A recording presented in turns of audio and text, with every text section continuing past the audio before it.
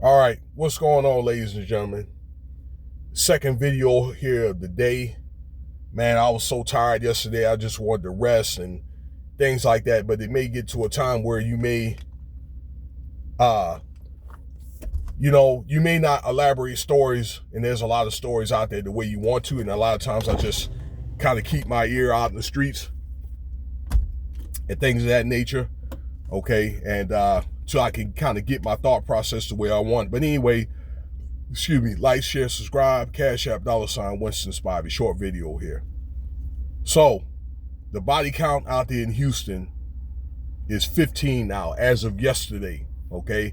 I saw this article yesterday, and I'm not able to make it to the day about these doggone bodies out there in doggone, found in Bayous, okay?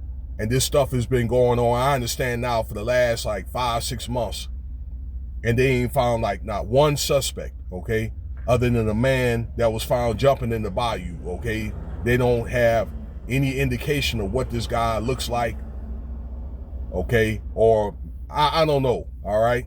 Or if he's, if there's anybody that knows who this guy is. No tips, no nothing, according to the mayor or the city or whatever, government and the police, okay? And a lot of people want answers, all right? That kind of thing, because people are up in edge in Houston and they don't feel safe. You can't even walk around in your own doggone neighborhood. They got trails where people like to ride bikes and walk, and you can't really even do that, okay, really, without worried about getting snatched up and that kind of thing, okay? And this not just goes on in Houston, it goes on in many other cities, so all right, I just think that they probably could have been a better, job in, putting like I said, the city government, the police, putting this information out, or making it look like they're probably making a better effort and things like that, which they should be doing regardless. Okay? I understand, and shout out to Willie D, because he's been covering this because he lives in Houston.